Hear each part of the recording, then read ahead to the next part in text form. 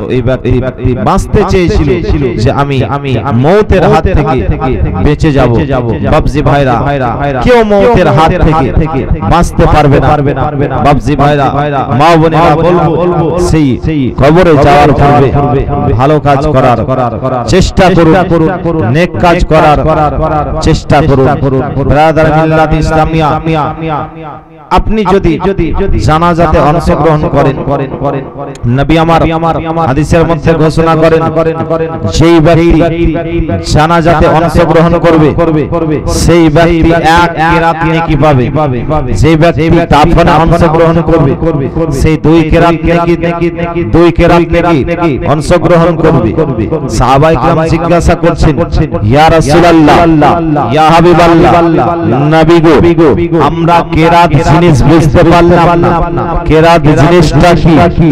নবী আমার বলতে আছেন, ইয়া আমার সাহাবায়ে কেরামরা শুনো, এক কেরাত সমান হচ্ছে একটা উহুদ পাহাড়ের সমান নাকি? জোরে বলুন সুবহানাল্লাহ। দুই কেরাত সমান হচ্ছে দুইটা উহুদ পাহাড়ের সমান নাকি? জোরে বলতে হবে সুবহানাল্লাহ। ব্রাদার মিল্লাত ইসলামিয়া, আপনি জানাজাতে অংশগ্রহণ করবেন, একটা উহুদ পাহাড়ের সমান নেকি পাবেন। দাফনে অংশগ্রহণ করবেন, দুইটা উহুদ পাহাড়ের সমান নেকি পাবেন। জোরে বলুন সুবহানাল্লাহ। তাহলে বলবেন যে উহুদ পাহাড়ের সমান তো নেকি পেলাম, তাহলে নামাজ পড়ে কি হবে? বাবজি ভাইরা, বলবো নামাজ কাউরির জন্য মাপ নাই। নামাজ পড়ার চেষ্টা করেন, কবরে যাওয়ার পূর্বে আপনাকে জিজ্ঞাসা করবে, এই বান্দা নামাজ পড়েছো কিনা? বাবজি ভাইরা, বলবো সেই দিন যদি আপনি জবাব না দিতে পারেন তাহলে আপনার অবস্থাটা কি হবে? হে ব্রাদার মিল্লাত ইসলামিয়া, জানাজাতে অংশগ্রহণ করুন। মৃত্যু ব্যক্তি যদি আপনার গুনাহগার হয় তাহলে আপনারা যে জানাজাতে অংশগ্রহণ করেছেন আপনাদের দুয়ার ওসিলায় তার হয়তো গুনাহ মাফ হতে পারে। মৃত্যু ব্যক্তি যদি নেককার হয় তাহলে ওই মৃত্যু ব্যক্তির ওসিলাতে আপনাদের গুনাহ মাফ হতে পারে। জোরে বলুন সুবহানাল্লাহ। বাবজি ভাইরা, বলবো জানাজাতে অংশগ্রহণ করার চেষ্টা করেন। আমার রাসূল পাক সাল্লাল্লাহু তাআলা আলাইহি ওয়াসাল্লাম কবরের পাশ দিয়ে যেতেছিলেন, নবী আমার বলতে আছেন, এই কবর দুটার মধ্যে আযাব হতে আছে, এই কবরের মধ্যে আযাব হচ্ছে। নবী আমার সাহাবায়ে কেরামকে বললেন, যাও খেজুরের ডাল নিয়ে আসো। খেজুরের ডাল নিয়ে আসা হলো, আপনার খেজুরের ডালটাকে ছিঁড়ে বললেন, যাও এই কবরের মধ্যে গেঁড়ে দাও, কবরের মধ্যে পুঁতে দাও। ব্রাদার মিল্লাত ইসলামিয়া, খেজুরের ডাল কেন দেওয়া হয় কবরের উপরে? নবী আমার বলতে আছেন, যতদিন ওই ডালটা জীবিত থাকবে ততদিন তাসবিহ পাঠ করতে থাকবে, কবরের আযাব হালকা হতে থাকবে। জোরে বলুন সুবহানাল্লাহ। এই কারণে কবরের মধ্যে খেজুরের ডাল দেওয়া হয়। সাহাবায়ে কেরাম জিজ্ঞাসা করছেন, ইয়া রাসূলুল্লাহ, ইয়া হাবিবাল্লাহ, এই কবরের মধ্যে আযাব কেন হচ্ছে? নবী আমার উপর থেকে কবরের খবর দিতে পারেন। জোরে বলুন সুবহানাল্লাহ। ইনার নাম হচ্ছে রাহমাতাল লিল আলামিন, ইলমে গায়বের সংবাদদাতা নবী আমার। ব্রাদার মিল্লাত ইসলামিয়া, নবী আমার বলতে আছেন, শুনো, এই কবরের মধ্যে এই জন্য আযাব হচ্ছে যে একজন ব্যক্তি চুগলি করত, একে অপরের কথা লাগিয়ে বেড়াতো, চুগলি করত। এই কারণে এই কবরের মধ্যে আযাব হচ্ছে। দ্বিতীয় কবরের মধ্যে আযাব হচ্ছে এই জন্য পেশাবের ছিটা থেকে বাঁচতো না, পেশাবের ছিটা থেকে বাঁচতো না। এই কারণে এই কবরের মধ্যে আযাব হচ্ছে। ব্রাদার মিল্লাত ইসলামিয়া, মা বোনেরা, বলবো চুগলি থেকে দূরে থাকুন, পেশাবের ছিটা থেকে দূরে থাকুন। আজকাল তো অনেক মানুষে পেশাব করে পানি নেয়। বাবজি ভাইরা, বলবো পেশাব করে পানি নেওয়ার চেষ্টা করবেন, চুগলি থেকে দূরে থাকবেন। নবী আমার বলতে আছেন আয়েশা সিদ্দিকা রাদিয়াল্লাহু তাআলা আনহাকে, এই আয়েশা, আজকে আমি খুব খুশি আছি, আজকে আমি খুব খুশি আছি। আজকে যে জিনিসটা চাইবে আমার কাছে সেই জিনিসটাই আমি তোমাকে দেব। জোরে বলুন সুবহানাল্লাহ। নবী আমার হযরত আয়েশা সিদ্দিকা রাদিয়াল্লাহু তাআলা আনহাকে বলতে আছেন, আয়েশা আজকে আমি খুব খুশি আছি যে জিনিসটা আমার কাছে চাইবে আমি রাসূলুল্লাহ তোমাকে দেব। হযরত আয়েশা সিদ্দিকা রাদিয়াল্লাহু তাআলা আনহা চিন্তায় চিন্তিত হয়ে গেলেন, আমি রাসূলুল্লাহ সাল্লাল্লাহু তাআলা আলাইহি ওয়াসাল্লামের কাছে আমি কোন জিনিসটা চাইবো? আমি আখিরাত যদি চাই দুনিয়া ছুটবে, দুনিয়া যদি চাই তাহলে আখিরাত ছুটবে। হযরত আয়েশা সিদ্দিকা রাদিয়াল্লাহু তাআলা আনহা ভেবে উঠতে পারছেন না। তিনি বললেন, ইয়া রাসূলুল্লাহ, ইয়া হাবিবাল্লাহ, নবী গো, আপনি যদি অনুমতি দেন তাহলে আমি একটু বাড়ি গিয়ে আমার আব্বা যান আপনার প্রথম খলিফা হযরত আবু বকর সিদ্দিক রাদিয়াল্লাহু তাআলা আনহুকে একটু আমি জিজ্ঞাসা করব। বলে, বিবি রে, তুমি আমার কাছে নিবে আর তোমার আব্বাকে কেন জিজ্ঞাসা করতে হবে? হযরত আয়েশা সিদ্দিকা রাদিয়াল্লাহু তাআলা আনহা বলতে আছেন, ইয়া রাসূলুল্লাহ, ইয়া হাবিবাল্লাহ, নবী গো, আমি ভেবে উঠতে পারছি না আপনার কাছে আমি কোন জিনিসটা চাইবো। আখিরাত যদি চাই দুনিয়া ছুটবে, দুনিয়া যদি চাই আখিরাত ছুটবে। ইয়া রাসূলুল্লাহ, ইয়া হাবিবাল্লাহ, নবী গো, আপনি যদি অনুমতি দেন তাহলে আমার আব্বা জানের কাছে একটু গিয়ে জিজ্ঞাসা করব। নবী আমার অনুমতি দিলেন।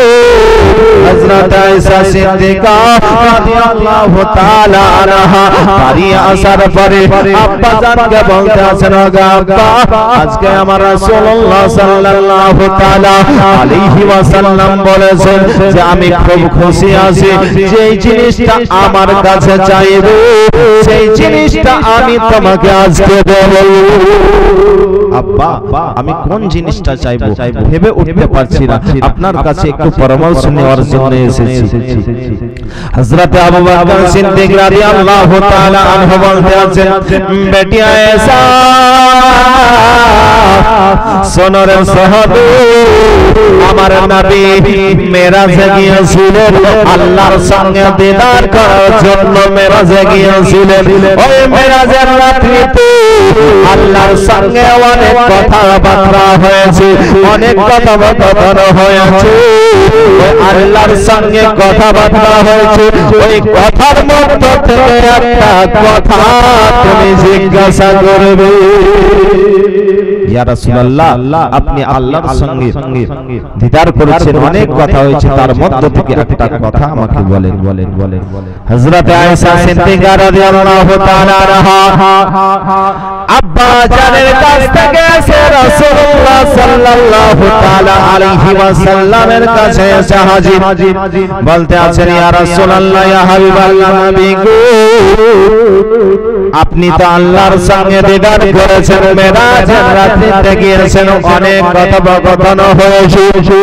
ওই মেরাজের রাত্রিতে যে সমস্ত কথাবার্তা হয়েছে, ওই কথাবার্তার মধ্য থেকে একটা কথা আমাকে বলে দিন।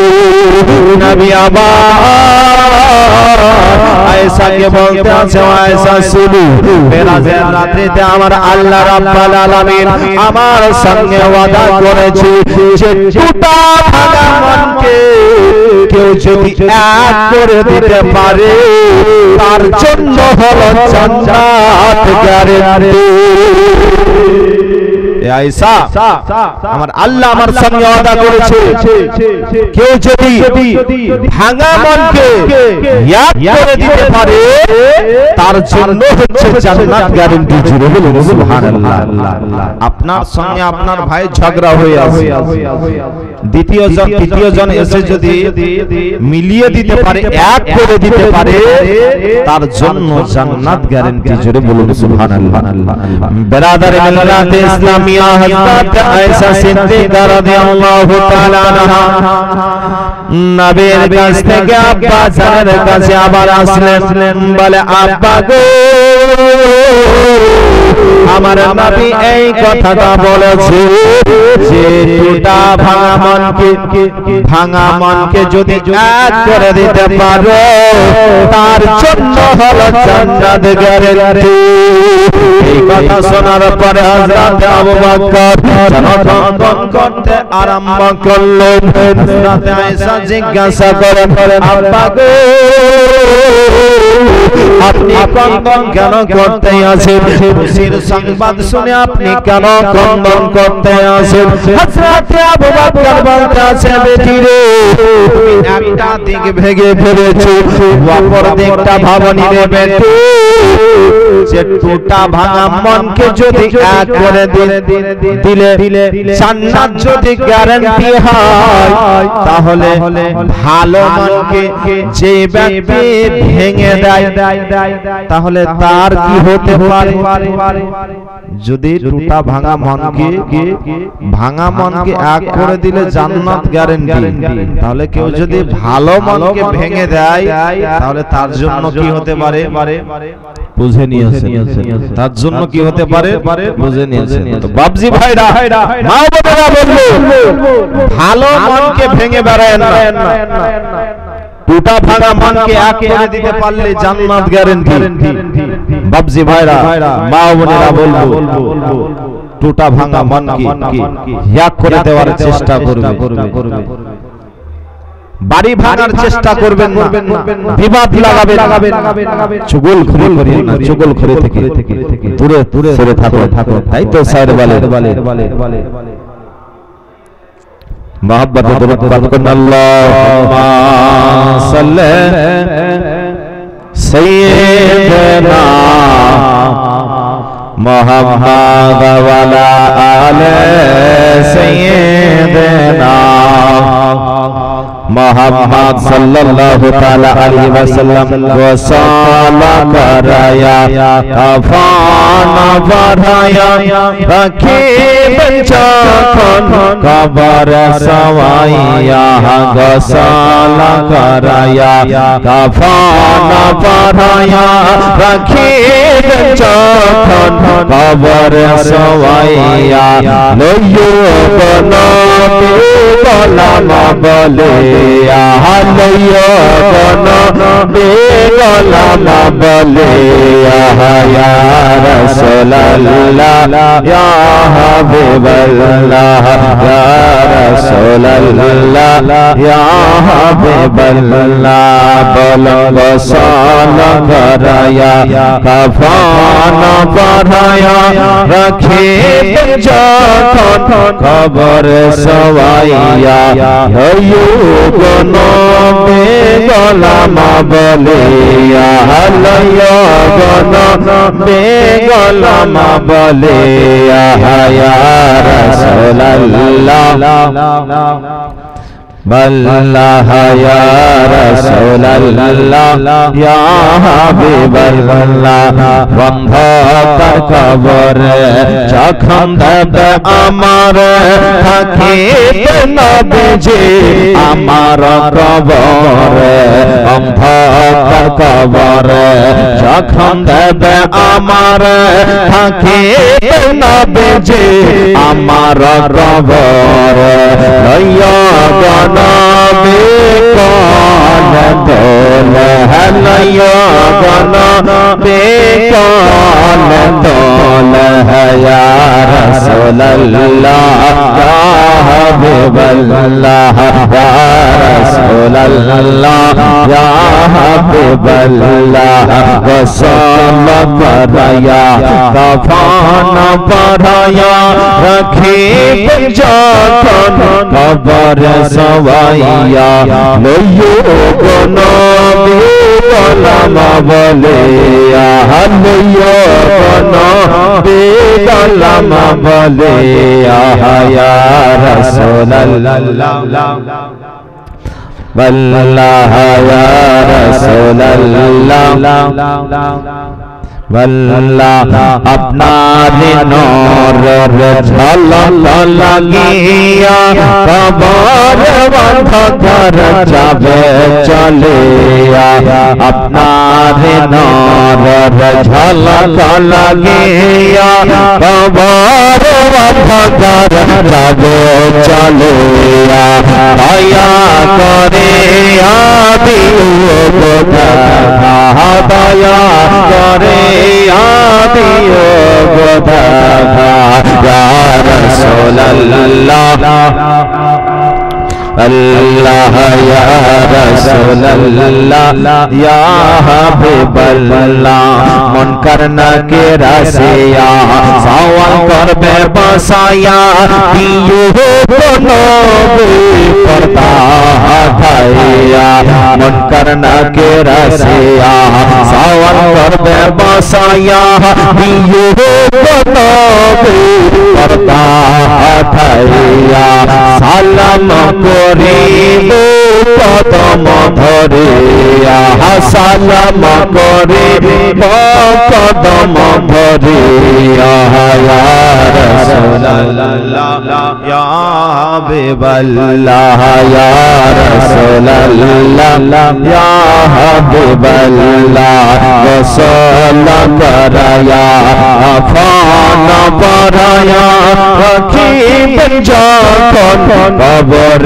সওয়াইয়া লইয়ো নবী বলম বলিয়া লইয়ো নবী বলম বলিয়া ইয়া রাসূলুল্লাহ والله يا رسول الله يا حبيب الله يا رسول الله يا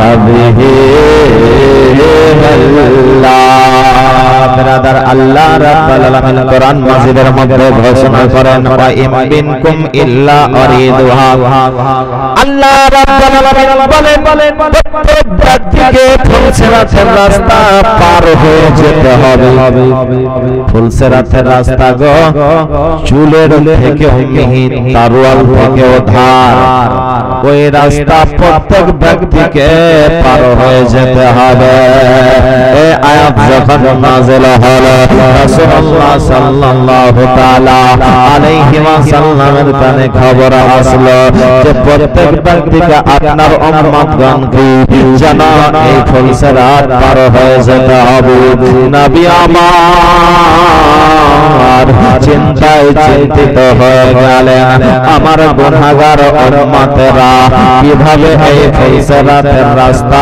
পার হবে নবী আমার কম্বন করতে করতে যেন একটা জাবালে তালা বলে একটা গুহা আছে ওই গুহার নিকটে চলে গেলেন নবী আমার গুহার মধ্যে যেন কম্বন করতে আছে ওইদিকে আপনার সাহাবায়ে কেরামগণ বাড়িতে যেন খোঁজাখুঁজি করতে আরম্ভ করেছে নবীকে কেন দেখা যায় না নবীকে দিনের মধ্যে যদি আমরা না দেখি দিলের মধ্যে আমাদের শাইন আসে না আমাদের সুকুন আসে না নবীকে কেন দেখা যায় না বেরাদার সাহাবায়ে কেরাম যেন খোঁজাখুঁজি করতে আরম্ভ করলেন ওইদিকে হযরত ফাতেমা তিনিও যেন খোঁজাখুঁজি করতে আসেন ইমাম হাসান ও হুসাইন তিনারা নানা জানকে না দেখতে পেয়ে তিনারা যেন খাবার দাবার বন্ধ করে দিয়েছে বন্ধন করতে আসে আমার নানা জান কোথায় গেল মদিনা শরীফে যেন সবাই খাবার দাবার বন্ধ করে দিয়েছে চুলা বন্ধ করে দিয়েছে মনে হচ্ছে যেন অন্ধকারে ছেয়ে গেছে নবী মুস্তাফাকে কোন জায়গায় যেন খোঁজা পাওয়া যায় না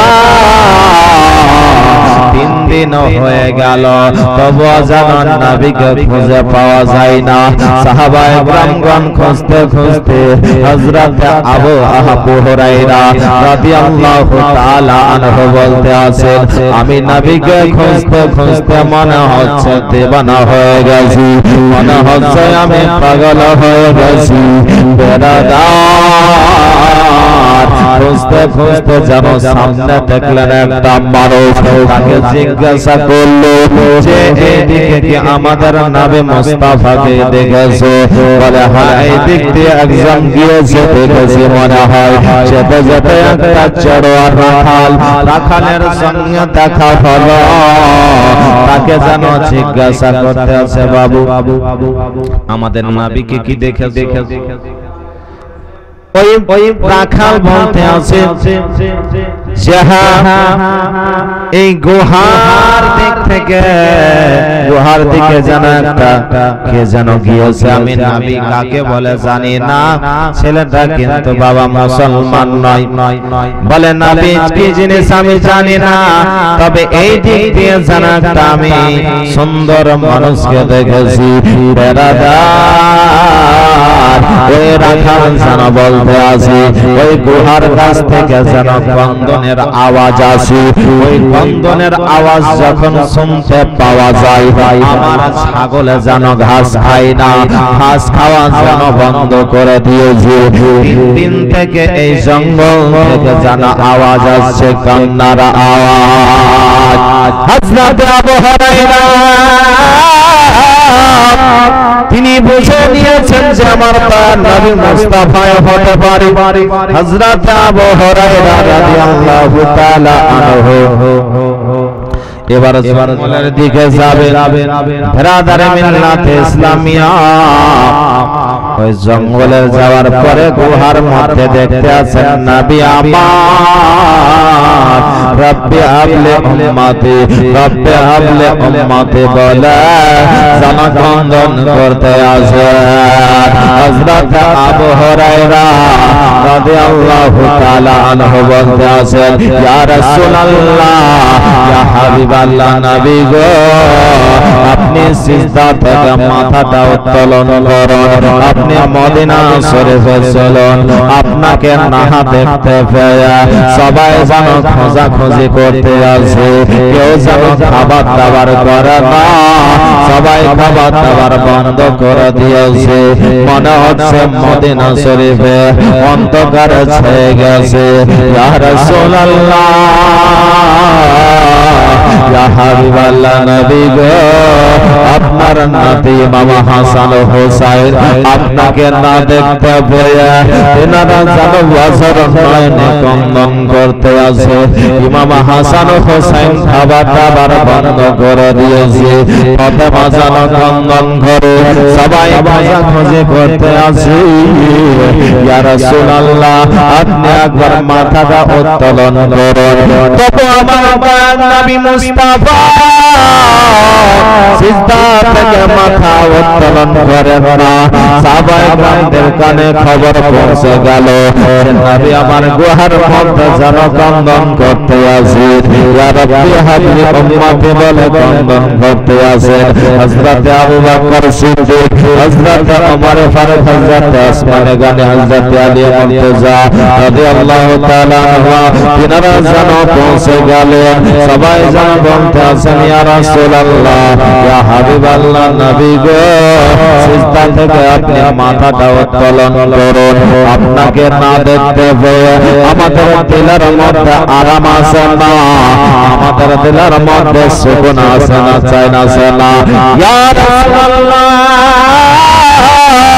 ইয়া হাবিবাল্লাহ, নবী গো আপনি একবার মাথাটা উত্তোলন করে বাড়ি চলুন। প্রভু আমার নবী সিজদা থেকে মাথা ওঠান না। হযরতে সালমান ফারসি বললেন যে তোমরা যাও, ফাতেমা রাদিয়াল্লাহু তাআলা আনহাকে তোমরা নিয়ে আসো, তাহলে নবী আমার হয়তো মাথা উঠাতে পারে। হযরতে ফাতেমা রাদিয়াল্লাহু তাআলা আনহাকে সঙ্গে নিলে, ইমাম হাসান হুসাইন সঙ্গে হলেন, হযরত আলী মুর্তজা রাদিয়াল্লাহু তাআলা আনহু তিনারাও যেন সঙ্গী হলেন। এবার ছাড়া হযরত ফাতেমা নবীর কাছে এসে হাজির হয়ে গেছে বলে ইয়া রাসূলুল্লাহ ইয়া হাবিবাল্লাহ নবী গো আপনি সিজদা থেকে একবার মাথা উত্তোলন করুন ইয়া রাসূলুল্লাহ মদিনার মানুষেরা তারা যেন খাবার বন্ধ করে দিয়েছে ইয়া রাসূলুল্লাহ ইয়া হাবিবাল্লাহ নবী গো আপনি মাথাটা উত্তোলন করুন নবী আমার তওবা জানো সিজদা থেকে মাথা উঠাই না সিজদা থেকে মাথা উঠাই না হযরত ফাতেমা নবী পাক মুবারকের কাছে মুখ লাগিয়ে বলতে আছে আব্বা গো একবার মাথাটা উঠান তবে আমার নবী যেন মাথা উত্তোলন করেন না হযরত ফাতেমা বলতে আছেন আব্বা গো আপনি যদি সিজদা থেকে মাথা না উত্তোলন করেন আমি ফাতেমা ওই সিজদা করলাম ততক্ষণ পর্যন্ত আমি মাথা উঠাবো না যতক্ষণ পর্যন্ত কিয়ামত না আসবে ততক্ষণ পর্যন্ত আমি মাথা উঠাবো না অন্য রাতে আছে হযরত ফাতেমা বলতে আছে আব্বা গো আপনি যদি সিজদা থেকে মাথা না উঠান তাহলে আমি আমার মাথার ওন্নাকে আমি ফেলে দেব আমার চুলকে দেখিয়ে দেব যখন এই কথা বলা নবী আমার সিজদা থেকে যেন মাথা উঠিয়ে নিয়েছেন জোরে বলুন সুবহানাল্লাহ নবী আমার বলতে আছেন ফাতেমা তুমি যদি জিদ না করতে গো তা আমি সিজদা থেকে যতক্ষণ পর্যন্ত মাথা উঠাতাম না যতক্ষণ পর্যন্ত আল্লাহ রাব্বুল আলামিন আমার সমস্ত উম্মতগণকে জান্নাতে না দিয়েছে ততক্ষণ পর্যন্ত আমি সিজদা থেকে মাথা উঠাতাম না ব্রাদারি মিল্লাত ইসলামিয়া কেমন মহব্বত দেখো ভালোবাসা দেখো উম্মতের প্রতি ব্রাদারি মিল্লাত ইসলামিয়া নবী আমার ফুলসেরাতের কথা চিন্তা করছি যে আমার উম্মতগণ এই ফুলসেরাতের রাস্তা পার হবে কিন্তু আমরা একবার স্মরণ করছি না যে আমরা এই ফুলসেরাতের রাস্তা পার বাবজি ভাইরা মা বলেনা আমার রাসূলুল্লাহ সাল্লাল্লাহু তাআলা আলাইহি ওয়াসাল্লাম যেন অসুস্থ হয়ে গেছেন ওই সময়তে হযরত ফাতেমা নবীর কাছে যেন বসে রয়েছে বেরাদার ইতিমধ্যে যেন বাড়ির দরজায় আওয়াজ দিতে আছে কে হযরত ফাতেমা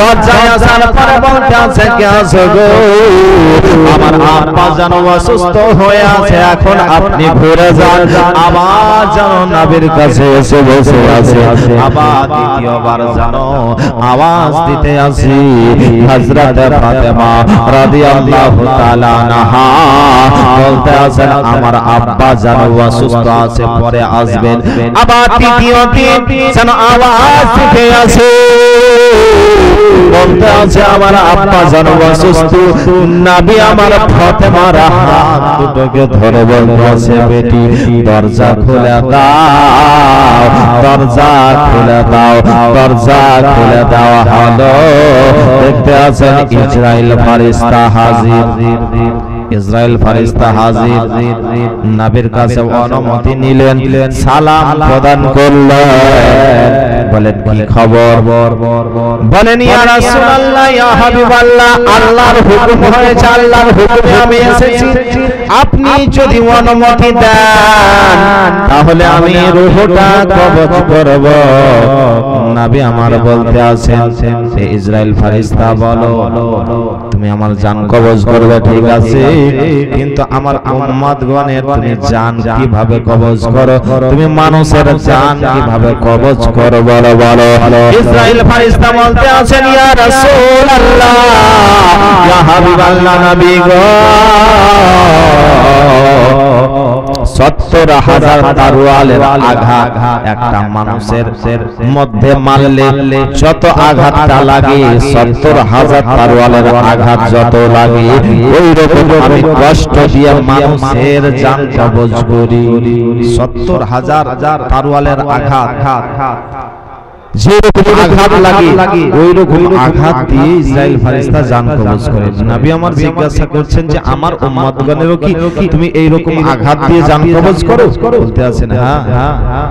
ব্রাদারি মিল্লাত ইসলামিয়া নবী আমার বলতে আছেন ইসরাইল শোনো, এখন পর্যন্ত আমার পর্যন্ত যত আমার উম্মতের জান কবজ করবে সমস্ত উম্মতের কষ্ট যেই রকম হবে সমস্ত উম্মতের কষ্ট দিয়ে আমার জানটা তুমি কবজ করো, কিন্তু আমার উম্মতের যেন কষ্ট না হয় আমি এই কষ্ট সহ্য করে নিব, আমাকে কষ্ট দিয়ে তুমি জান কবজ করো।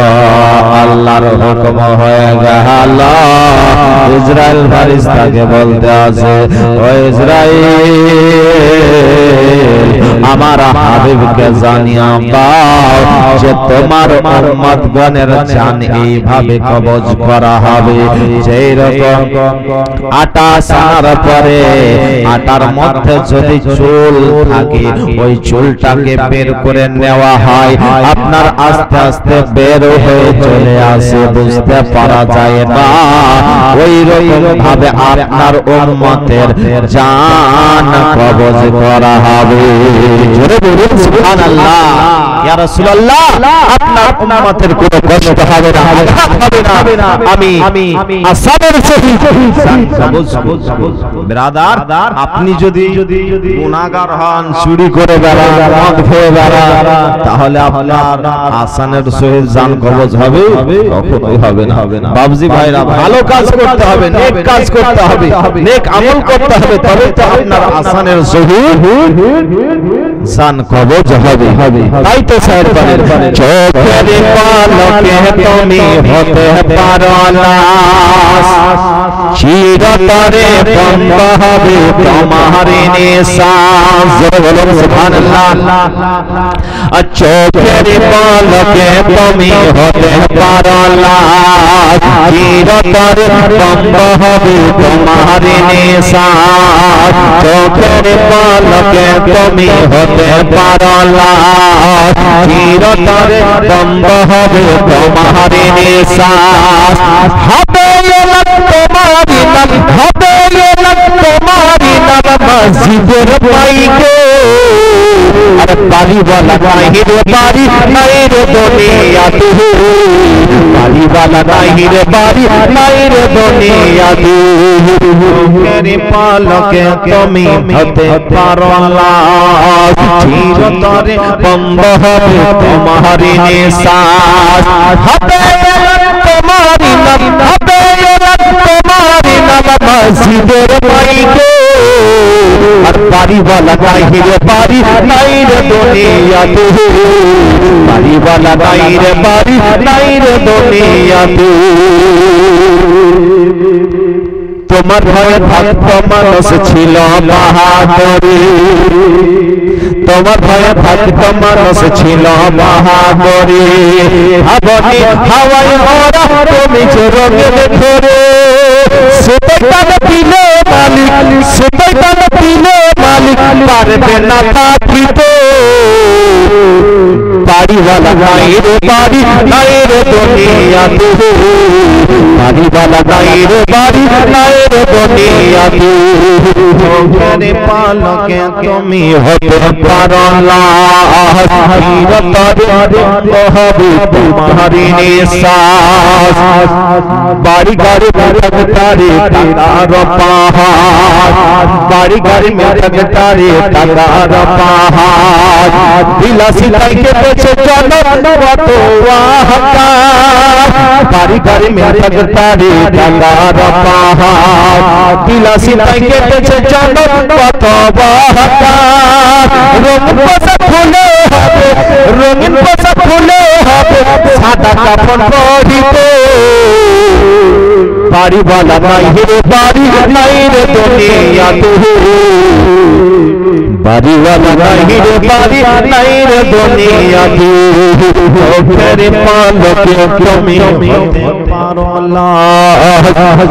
করে বন্ধ হবে ধরণী সাজ হবে তোমারি নাম হবে তোমারি নাম মসজিদের মাইকে বাড়িওয়ালা নাই রে বাড়ি নাই রে দুনিয়াতে বাড়িওয়ালা নাই রে বাড়ি নাই রে দুনিয়াতে যাদের সাথে চলছো তুমি থাকতে দিবানিসে যাদের সাথে চলছো তুমি থাকতে দিবানিসে জানা চাই শরীক হবে তোমার প্রতিবেশে সজনেরা মিলে যাবে সজনেরা মিলে যাবে তোমাকে পালকিতে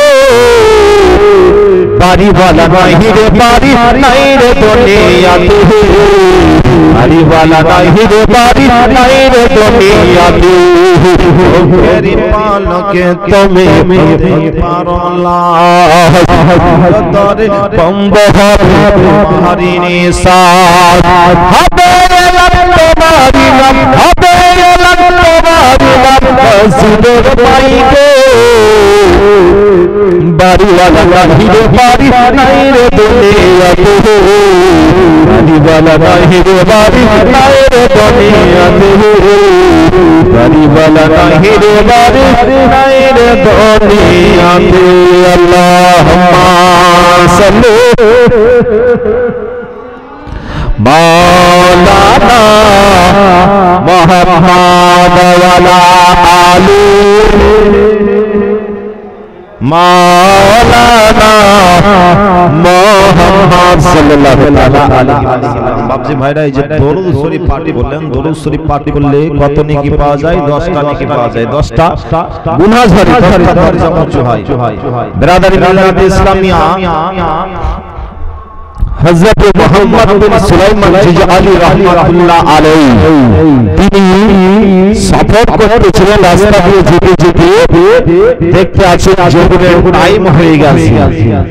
জোহরের টাইম হয়ে গেছে, নামাজ আদায় করবে, পানি নাই, ওযু করবে কোথায়? বিরাদার মুহাম্মদ বিন সুলাইমান জিজালি রাহমাতুল্লাহ আলাইহি তিনি পানি খোঁজ করছেন। দেখছেন এদিকে টাইম শেষ হতে আসছে, জোহরে নামাজটা আদায় করবে কিভাবে? তো বিরাদার পানি খোঁজ করতে দেখলেন একটা কুয়া, কুয়ার পানি আছে কিন্তু বালতি রশি নাই, পানি উঠাবো কিভাবে? বিরাদার মুহাম্মদ বিন সুলাইমান জিজালি রাহমাতুল্লাহ আলাইহি কুয়ার কাছে চিন্তা করতে আছেন, এই পানি উঠাবো কিভাবে? আমার কাছে তো বালতি রশি নাই, যে বালতিতে এই পানিটা উঠাবো। ইতিমধ্যে একটা 9 বছরের মেয়ে ওই সামনে দিয়ে আসতে আছে। বলেন হুজুর গো, আপনার মনটা খারাপ খারাপ মনে হচ্ছে, কেন আপনি মনটা খারাপ মনে আছে? ওই মুহাম্মদ বিন সুলাইমান জিজালি রাহমাতুল্লাহ আলাইহি বলতে আছেন যে আমি নামাজ পড়ব, উজুর জানাজা পানি তো আছে কুয়াতে, কিন্তু আমার কাছে বালতি রশি নাই, যে পানিটা উঠিয়ে আমি ওযু করব। ওই মেয়েটা কি করলেন গো? এই অবস্থা দেখার পরে 9 বছরের মেয়েটা নিজের মন থেকে ছোট জানো ফেলে দিলেন কুয়ার মধ্যে। ফেলার সঙ্গে সঙ্গে পানি জানো আপনার হিলাধুলা করতে করতে অপর দিকে পানি জানো চলে এসেছে। পানি অপরে চলে আসলো মুহাম্মদ বিন সুলাইমান জিজালি রাহমাতুল্লাহ আলাইহি ওই পানি দিয়ে ওযু করলো, কিনার সঙ্গে সাথীরা ওযু করলেন গো, নামাজ আদায় করলো। নামাজ আদায় করার পরে মুহাম্মদ বিন সুলাইমান কি করলেন যে চলো আমরা ওই মেয়েটার বাড়ি যাই। পানিটা কুয়ার নিচ থেকে উঠলো কেন তাকে একবার জিজ্ঞাসা করা হোক। মুহাম্মদ বিন সুলাইমান বাড়ির দরজায় এসে আওয়াজ দিতে আছে, দরজা খুলে দেওয়া হলো। মেয়েটা বলতে আছে হুজুর কি খবর? মুহাম্মদ বিন সুলাইমান বলতে আছে যে আমি আল্লাহর কসম করে বলি, সমস্ত নবীর ওয়াস্তা দিয়ে আমি বলি, বলে মহাগো বলো বলো তুমি এমন কি নেক কাজ করেছো বলো যে তোমার ওই কুয়ার মধ্যে ফেলাতে ওই কুয়ার পানি একেবারে উপরে চলে এসেছে। ওগো মা বলো ভালো তুমি এমন কি নেক কাজ করেছো বলো। মেয়েটা বলতে আছে হুজুর আপনি যদি সমস্ত নবীর ওয়াস্তা না দিতেন তাহলে আমি কথাটা বলতাম না। যখন আপনি সমস্ত নবীর ওয়াস্তা দিয়েছেন তখন আমি বলছি হুজুর আমি নবীর উপরে দরুদ শরীফ পাঠ করতাম, বেশি বেশি করে নবীর উপরে দরুদ পাঠ করতাম। এই দরুদ পাঠ করার কারণে কুয়ার পানি যেন একেবারে উপরে চলে এসেছে। সুবহানাল্লাহ। তাহলে দেখুন দরুদের কত বরকত। যে আপনার দরুদ শরীফ পাঠ করে করে মেয়েটা আমল করে নিয়েছি, তার কুয়াতে ফেলার সঙ্গে সঙ্গে কুয়ার পানি চলে এসেছে। জোরে বলুন সুবহানাল্লাহ। ব্রাদার দরুদ শরীফ বেশি বেশি করে পাঠ করার চেষ্টা করবে। ব্রাদার ইসলামিয়া তো রাত্রি পায় হতে আসছে, এইদিকে জীবনেও চলছে। দর্শক যদি না থাকে তো বলতেও ভালো লাগবে না। তো 10টা আমাকে টাইম দেওয়া হয়েছিল, 10টা পার হয়ে গেছে। তো আপনাদেরকে বিরক্ত করব না, যদি কোনোদিন আসি তাহলে আপনাদেরকে ভক্তি ভরে শোনাবো, কারণ পাশে জীবনেও চলছে। হ্যাঁ ওইদিকে সব চলে গেছে। যদি জীবনী না হতো তো ইনশাআল্লাহ বাড়িতে লোক হতো, আপনাদেরকে শোনাতাও ভক্তি ভরে। আসুন একবার দরুদ শরীফ পাঠ করে শেষ করে দেব। আল্লাহুম্মা সাল্লি মাওলানা মুহাম্মদ ওয়ালা আলি মাওলানা মুহাম্মদ সাল্লাল্লাহু আলাইহি ওয়াসাল্লাম। দরুদ শরীফ পাঠ করছেন তো কি ব্যাপার? জিদ ধরে আছেন নাকি? জোরে দরুদ পাঠ করবেন, জিদ করা ভালো নাই গো। জিদে জিদে মানুষ কবরে যায়, জিদে জিদে মানুষ বালায় ধরে যায়। এক বাড়িতে এক বুড়ার বুড়ি ছিল। বুড়া মাঠে কাজ করতে গিয়েছে, বুড়ি বাড়িতে 5টা রুটি তৈরি করেছে। বুড়া মাঠ থেকে কাজ করে আসার পরে বুড়াকে দিয়েছে 2টা রুটি। বুড়ার রাগ যে আমি রোদে গরমে কাজ করলাম আর আমাকে দিয়েছে 2টা রুটি। বুড়ি বলছে আমি তো বাড়িতে কাজ করেছি, আমি 3টা নেব। বুড়া বলছে ও সব চলবে না, আমি 3টা রুটি নেব। তারা ঝগড়া করতে শুরু করেছে যে আমি 3টা নেব, বলছে 3টা নেব। তো বুড়া বলছে শুন, যে আগে কথা বলবে তার কিন্তু ভাগ কমবে। তো বলছে ঠিক আছে আমি কথা বলবো না। বুড়ি মুখে বন্ধ করে থাকবে, বুড়া মুখে বন্ধ করে থাকলো, কেউ কাউকে কথা বলে না। ব্রাদার ইসলামিয়া বুড়া বুড়ির দিকে টুকটুক করে তাকিয়ে দেখে, বুড়ি বুড়ার দিকে করে তাকিয়ে দেখে, কেউ কাউকে কথা বলে না। এইভাবে করতে করতে আপনার রাত পার হয়ে গেল, কিন্তু কেউ কথা বলে না। বুড়া বুড়ি প্রত্যেকদিন ফজরের নামাজ পড়ার জন্য গ্রামের মানুষকে উঠাতো, সেই দিন কিন্তু আর উঠায়নি। গ্রামের মানুষ বলছে কি ব্যাপার রে, পটল ডাঙ্গার বুড়া আর বুড়ি মারা গেল নাকি? চল তো তাদের বাড়ি দেখি।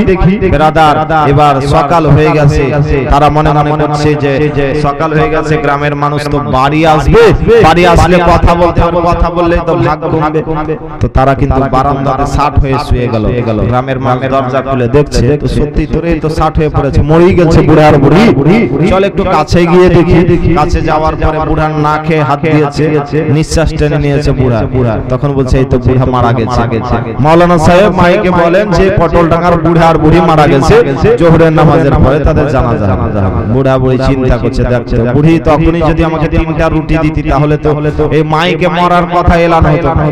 চল যেতে হয় যাবো কবরে, কিন্তু ভাগ ছাড়বো না, চল কবরে কবরে যেতে হয় যাব তোর কত জিদ দেখতে পাচ্ছি বেরাদার এবার তাদেরকে গোসল দেওয়া হলো গোসল দেওয়ার পরে জানাজা পড়তে নিয়ে যাওয়া হলো জানাজা পড়া হলো জানাজা পড়ার পরে বলছে কাকে আগে দাফন করবি সবাই বলছে পুরুষ মানুষ কাকে আগে দাফন কিন্তু বুড়ার কিন্তু এর পিঠাই চমকেছে ব্যাপার খারাপ এবার কবরে যেতে হবে তো সবাই বলছে বুড়াকে আগে দাফন কর বুড়াকে ধরে এবার কবরে নামা হলো নামার পরে বুড়া চিন্তা করছে যে কথা যদি না বলি তাহলে তো আমাকে ঠেকি দিয়ে চলে যাবে তো এই বুড়া কবরের উপরে থেকে বলছে বুড়ি তোর তিনটাই রুটি থাকলো আমার দুটা থাকলো আচ্ছা বলো তো ওই কবরের ভিতরে মরা মানুষ যদি কথা বলতে থাকবে সব অজ্ঞান হয়ে যাবে হাত ফেল করে দেখলেন জিদ করে বুড়া কবরে জিদে জিদে কবরে চলে গেল তো জিদ করা ভালো নয় জিদে জিদে মানুষ কবরে যায় জিদে জিদে মানুষ গলায় দড়িয়ে দিয়ে দেয় বিরাদারি মিল্লাতে ইসলামিয়া জোরে জোরে পাঠ করার চেষ্টা করেন মা বোনেরা আসতে পড়বেন পুরুষ মানুষ জোরে পড়বেন আল্লাহুম্মা সাল্লি মাওলানা মুহাম্মদ ওয়া আলা আলি মাওলানা মুহাম্মদ সাল্লাল্লাহু मोहम्मद हरदम ज़बान से निकालो पाक नबी मोहम्मद हरदम ज़बान शफीआना मोहम्मद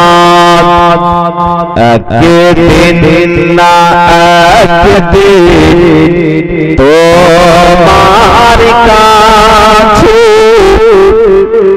इजराइल আসবে নয় জান খানা নীতু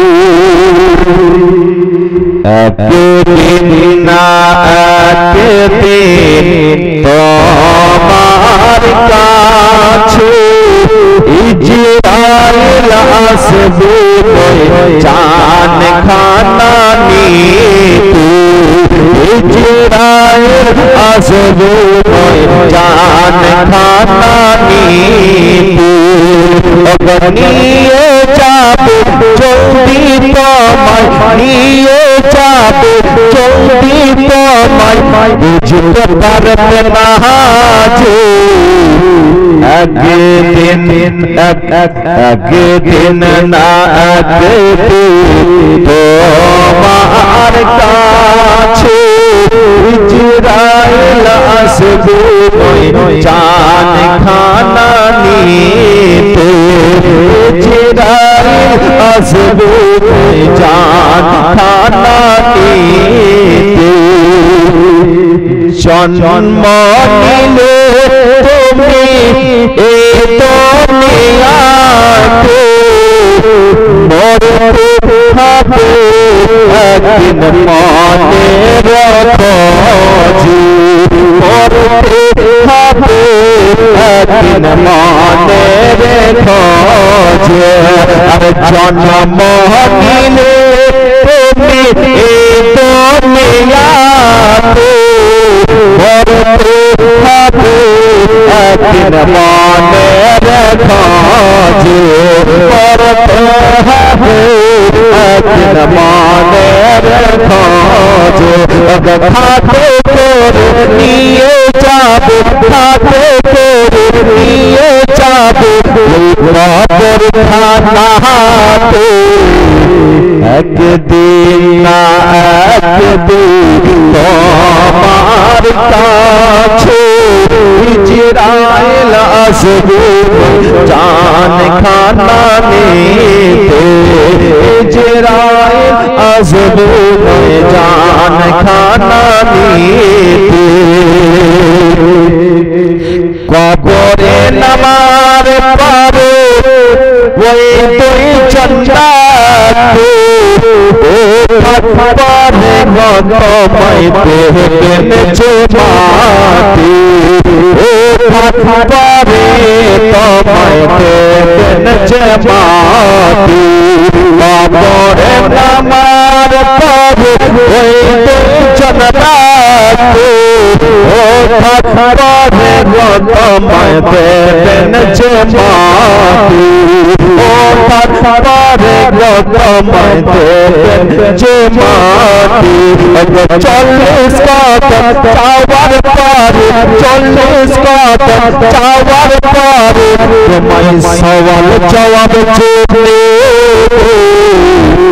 একদিন না একদিন আমার কাছে ইজরাইল আসবে জান খানা নিয়ে ইজরাইল আসবে জান খানা নিয়ে নিয়ে যাবে জলদি তোমায় নিয়ে যাবে জলদি তোমায় বুঝতে পারবে না যে একদিন না একদিন আমার কাছে ইজরাইল আসবে জান খানা নিতে ইজরাইল আসবে জান খানা নিতে। আবার যদি কোনোদিন আসি